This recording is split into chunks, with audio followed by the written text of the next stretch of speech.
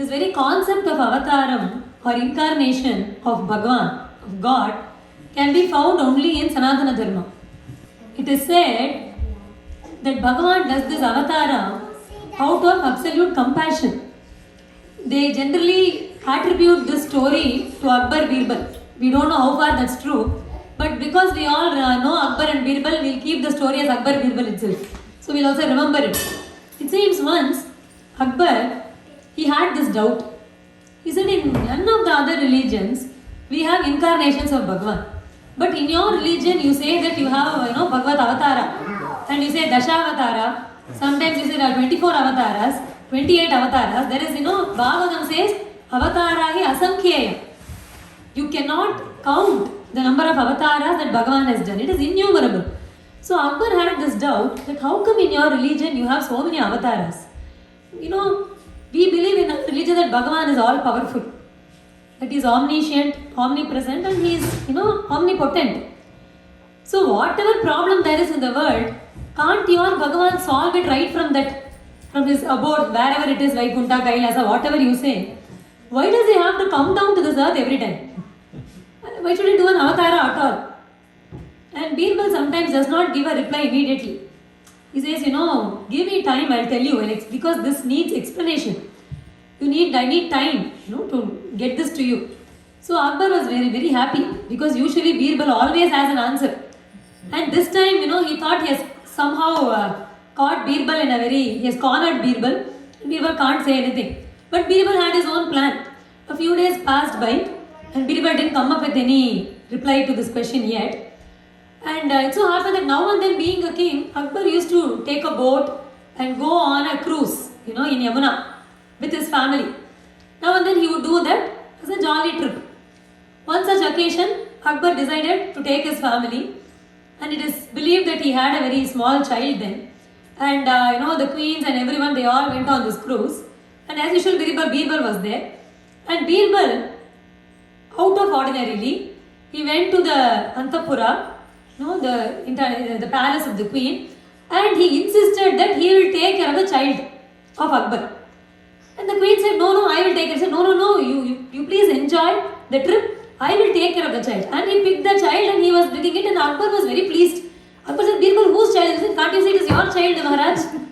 I am having your child, I will take care of him, you all have a nice time. Akbar was extremely pleased that Birbal is taking care of my child. And they were all, going in Yamuna. And when the boat reached the middle of Yamuna, what Birbal did, Birbal threw the child in the water. He didn't throw it, it looked as if it slipped and it fell. And Akbar panicked. Within seconds, when he saw what happened, panicked and he jumped right behind and he got the child up only to see it was only a doll. It was not a real child. Imagine how furious Akbar would be.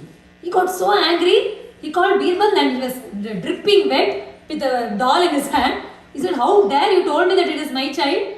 I know it's only a doll. You know how I panicked when you dropped it into the water? And Birbal was already on his knees. He said, Maharaj, please excuse me.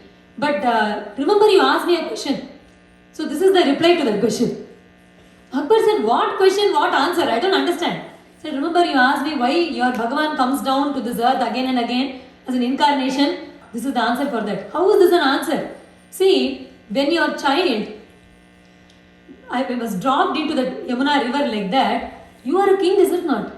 All you had to do was order people to jump into the water and get the child out. Why did you not do that? You have so many people here, you could have just ordered us and we would have jumped in and brought the child out, is it not? Why did you have to jump? He said, are you a fool? It's my child. At least I thought so. I didn't know it was at all. When it is your child, don't even think about it, is it not? If a child falls in a ditch, will the mother think, I'll become dirty, you wait there, I'll bring somebody.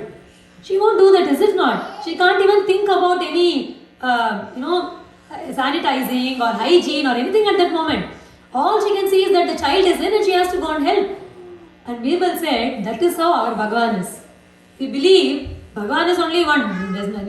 Though I say my Bhagavan, your Bhagavan, there is only one Bhagavan, is it not? So Birbal said, our Bhagavan jumps into the samsara when he sees his children, all of us, caught in the samsara. So to help us, Bhagavan cannot wait. So he himself, he is capable of sending people. He is capable of saving us from where he is. But in spite of that, he wants to come down, be with us and help us out. No, that is the compassion of Bhagavan. See, usually people always move from a lower comfort zone to a higher comfort zone. Is it not? That is how it's always been. There were days when people used to, times I should say, when people used to live in villages. And they were pretty happy living in villages, having a simple life. But then they wanted more comfort. So many people started migrating to towns and cities. And then people started going out of country. Like Dubai and all. And now we know where we are. We are sitting and talking in some other country, right? Why did we all move like this? Seeking comforts. That's how, is it not? But imagine, Bhagavan is in the most comfortable place called Vaikunta. There is nothing. His abode is full of peace, full of love, and there is no negativity there at all. Such a divine place. But Bhagavan, out of his compassion, leaves that place and descends to our filthy homes. Is it not? He comes down to this earth, which is not a very peaceful place, which is not a very comfortable place for Bhagavan.